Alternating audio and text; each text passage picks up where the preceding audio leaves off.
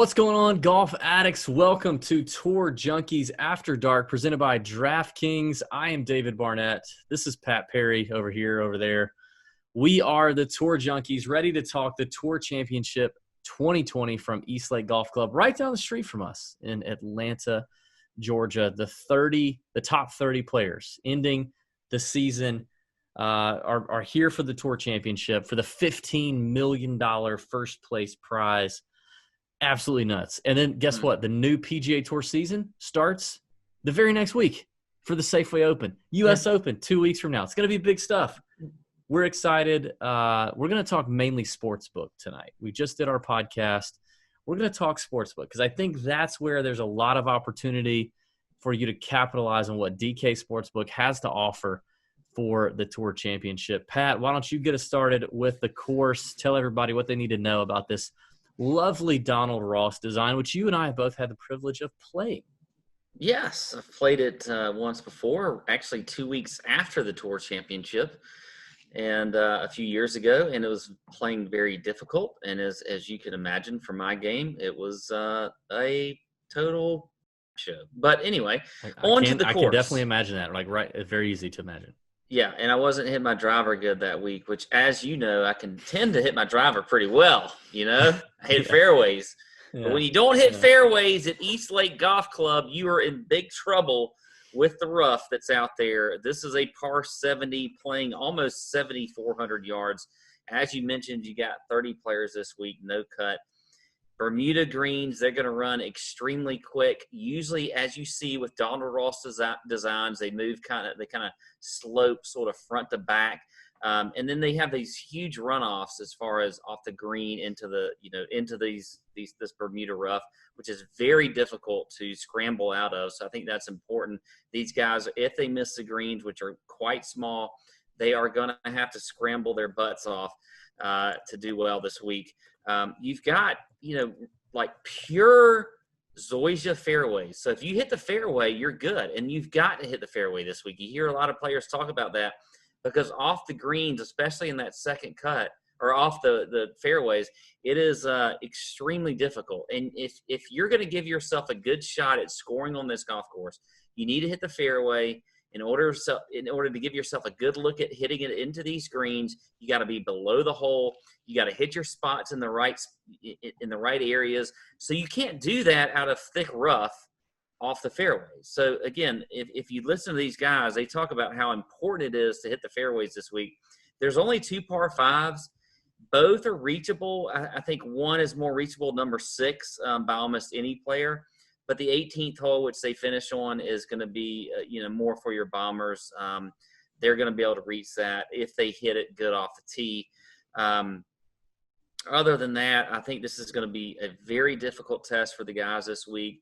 I want to say probably 10 to 12 under is going to be the score that wins it. Not like last week where it was literally almost impossible to score, but it's still another difficult course. You look at the past champions here. We've had Rory win last year, Tiger in 2018, Xander in 2017, Rory again in 2016, and then Jordan Spieth in 2015. Stats for me, I'm definitely looking at form. Always look at that when you look at these guys in the playoffs. Driving accuracy, I mentioned, I think is going to be key. Ball striking, this is a ball striker's golf course, and then scrambling as well. So those are kind of the key stats that I'm looking at. But going back to like our picks, I think we're going to be heavy on the outrights and maybe some matchups and things like that. But you could probably take those same picks and put them into your DFS lineups. I mean, it kind of, other than ownership, which is going to be key as far as DFS is concerned, which is all whacked out anyway. I mean, with only 30 players, I mean, ownership is just, it's crazy. I think we mentioned on the show, if there's ever a week to leave as much money on the table as possible, this is probably a week to do that because you really literally have to have that perfect lineup with the winner.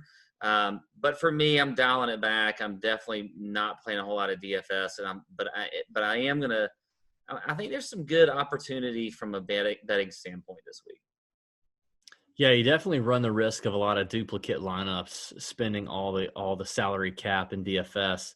And yeah, we talked about on the podcast all the ownership, right? Like half the players in the field are projected over 20%. You got 4 players projected around that 30% number. So, you got to understand it's going to be tough to have a unique lineup, especially in some of these larger contests. You definitely have to have the winner. And right now, because of the way this event is handicapped, we need to talk about that.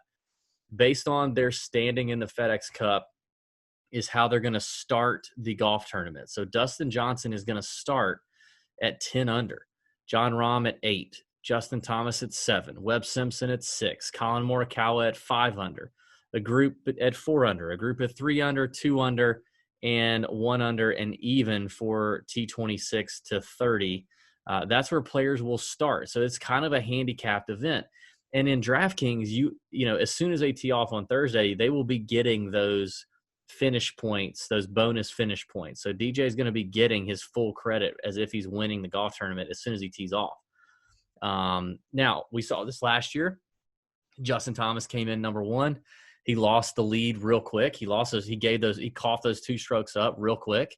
Rory ended up coming from behind a few strokes and winning the golf tournament and winning the Tour Championship as a result. So things to consider. There's going to be a lot of volatility in terms of the DraftKings DFS scoring.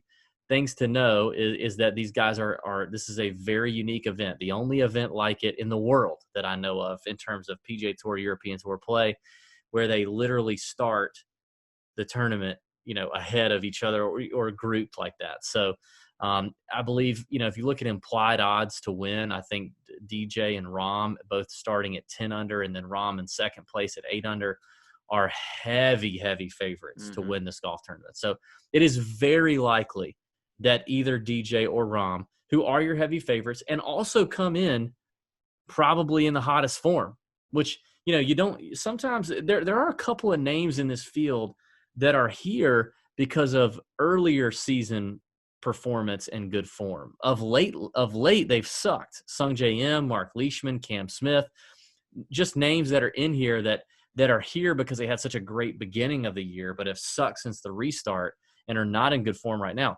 DJ and John Rahm, we just saw it at the BMW last week.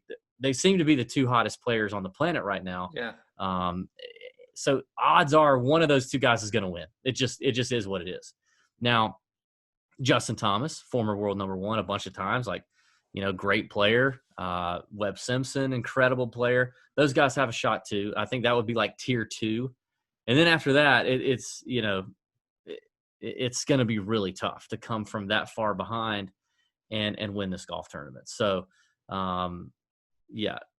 Let's talk a little bit about outrights. There are some guys that can do it. There are some guys. Let's talk about them. We're just buzzed enough to give you a couple long shot outrights. Yeah.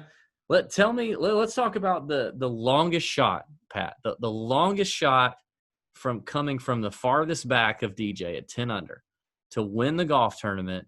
Give me a guy, give me a name on DK Sportsbook that you'd be willing to throw a little, maybe it's just like $20. Maybe it's, whatever that little unit is for you or whoever listening. What would you do? I think the longest shot guy that I would look at is probably going to be Hideki at 35 to 1. I think that's the number I think that's the number. Hideki or maybe Daniel Berger, who's 30 to 1. I think those are the 2 guys that I think can, Hideki we saw play well last week on a difficult course. Could have won. Berger's obviously been in incredible form ever since. Maybe the hottest player on the tour right now. Yeah. Arguably. So those 2 guys at 35 and 30 to 1, I think are the 2 guys that I would say are, you could comfortably put some money on and they can win this thing. And here's the thing. I mean, they can. You can see DJ and Rahm. I mean, Rahm we know can blow up on a hole. DJ could do something and spray his driver and double the first hole, and all of a sudden everything jumbles up right at the beginning. You don't know. Hey, fun fact. So this is the first year in like 5 that I've not been to Eastlake because it's 2 hours from my house. I go every year. A couple years ago on the first hole, I was standing to the right side of the fairway in the rough, and DJ hit me in the ankle with his drive. So, he could spray it. There's a cart path over there. God knows what could happen. Well, on a tough course like this, like we saw last week, with some big numbers. And again, I mentioned when I was talking about the course preview, I don't think this is going to play as difficult this week as it did last week. No. But I do think there's big numbers on this course. With the way this rough is, the way they set it up, the water. I mean, there are some big numbers. So it's not like it's just a given that it's somebody's getting a 10-shot lead on the rest of the players that they're going to win. Do I think those two players, Rahm and DJ, are the best players in the world right now? Probably, yes. But you know what? DJ shot like almost 3 straight rounds in the 80s barely a month ago. So we don't know. He could do that again. So, I mean, I think you can take a chance on these guys in this 35-1, 30-1 range. I like Xander at 25-1. I think he's okay. I really, though, like Rory at 25-1. I'm more higher on Rory at 25-1. So now you're talking about guys coming from farther behind. Like Hideki and Berger are 4 under. They're starting at 4 under. They're 6 shots back of DJ. But now you're getting into Xander and Rory, who are starting at 3 under. Think they can. They're 7 shots. So you're you're from the farthest back, you're talking Rory and Xander. From the longest odds, you're talking Hideki and Berger. I would rather have Hideki and Berger. Give me the 1 extra shot. Give me the guys who are both playing just as. I mean 1 extra shot, man, that can happen. Like you can have a 2-shot swing on 1 hole. Yeah, of course, but I mean Berger and Hideki are also playing better than both Rory and Xander in very recent form. I agree with that. I agree. Very I'm recent just saying form I don't necessarily think that getting a Rory or getting a Xander at 25-1 is necessarily all that bad. Like I could see putting some money down on that. But I do think you're right. If you're talking about value, I think Berger and Hideki are the better value picks right there.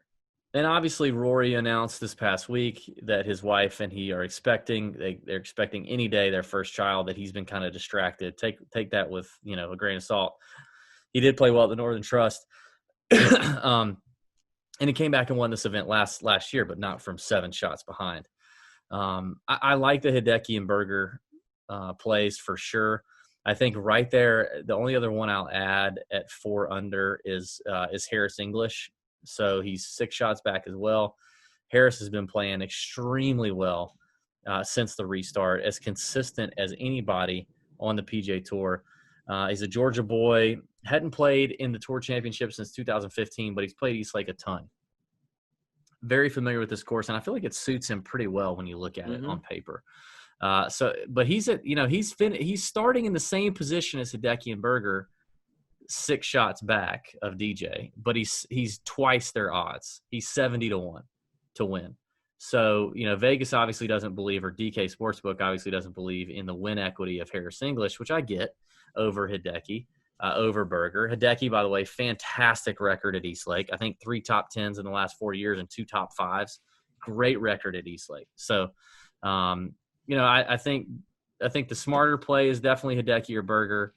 I wouldn't be surprised to see a large percentage of the handle on DK Sportsbook go to Daniel Berger and Hideki in terms of big names playing well who could sneak up and take this thing from DJ if he stumbles. But again, the likelihood is that DJ or Rahm win this thing. So let's move on and look at some matchups. There are a couple of matchups here that I know we talked about on the show, but I think we need to mention. Going back to DJ and Rahm, I think is an interesting matchup on DK Sportsbook. Currently, DJ is -125, Rahm is +100. With the 2-shot lead baked in, Rahm at a plus number is still very attractive to me. As good as he's playing, as solid as he is, and the world-class player that he is. And as we mentioned, just last year, JT lost those 2 shots very quickly. In the front 9, I think he lost them.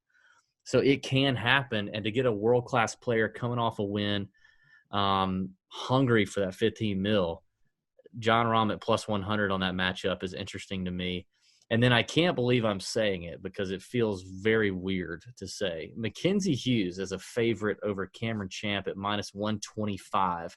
I actually think is a favorite number on Mackenzie Hughes that I'm willing to lay some money on. Like, he's playing so well right now. It's both of these guys' first tour championship. He's got an incredible short game. Just made par on the 72nd hole last week at the BMW to get in here. I think Mackenzie Hughes is primed to beat Cam Champ. Like, that's all he's got to do. I think he can beat Cam Champ. Cam's been a little inconsistent. So I think that number is interesting as well. So what are a couple matchups that you like? Well, I like both of those actually. One I'll take, and I don't always like necessarily look for somebody with a minus number over somebody else, but it's very even matchup. Daniel Berger is minus 110 over Bryson DeChambeau. He's also at minus 110 in this matchup. I like Berger here. I think he's just it's just a better course fit for him. I think if you're, I agree. I just think it's a good matchup there. So I like Berger. Also, I talked a little bit on the show about Lanto Griffin as a kind of cheap DK play in DFS. He's at 5,600, I believe. On DraftKings. I like that number. And he's at plus 120 over Joaquin Niemann, who we just saw have a good tournament. But as we've talked about a lot with Niemann, I mean, he's all over the place. He's just he's very hard to peg. Extremely inconsistent young guy. I think Lanto is just, he's played more consistently good all year long. And I like that plus 120 number. He's been playing good recently. I listened to an interview from him today where he just felt like he was going to, just enjoy this week, try to score the best he could, and just have a lot of fun. He just seemed relaxed and everything else. So I feel like that's a pretty good number for him. So I like that. And then I really love Kevin Kisner at plus 110 over Billy Horschel. And this is not just a Georgia-Florida thing. Everybody knows we're Georgia fans. We love Billy Ho, though. He interacts with us a ton on Twitter and is a great guy. But Kiz has been playing really well lately. And you always got to – I think you got to run with Kiz when he's hot. And I think he still wants to play this well this week. We've seen him do well the past couple of years with the top 10 last year, a T3 a few years ago. I think he – likes this course. He can hit it in the fairway. He's good on Bermuda greens, a great putter, likes the fast greens and that kind of stuff. I think this course just suits his eye. So Kiz at plus 110 over Billy Ho is another number that I think is a good matchup play this week. Pat, normally this show's all about disagreement, but I got no disagreement. I like all those matchups. I like every side that you went with there. It's just an absolute love fest for the last event of the 2019-2020 very weird PGA Tour season. The new season, the 2020-2021 season, starts next week for the Safeway Open. Another full field event. The week after, we have the U.S. Open, a major, of course, the Masters in November. So, it's a love fest to end the year between me and Pat. Maybe, hopefully, we're right on everything, and we can just get that green screen disease. I'm giving you an air hug to end the season, DB. Right now, I'm pushing away. Like right now, I'm saying, okay, that's enough. That's long enough. Long enough. I'm pushing away. But yeah, I agree with you. I like all the calls there. I like those matchups. So that's it for us. Give the episode a thumbs up here on YouTube. Subscribe to the DraftKings channel if you haven't already. And leave us a comment in the YouTube section. Tell us who you think the guy that's coming from the farthest back of DJ. Who's the guy coming from the farthest back that you think can actually win the golf tournament? Reply. Let us know. You're probably smarter than we are. So we're just here we're here for a good time, not a long time. Let's have a great week, and may your screens be green. See ya.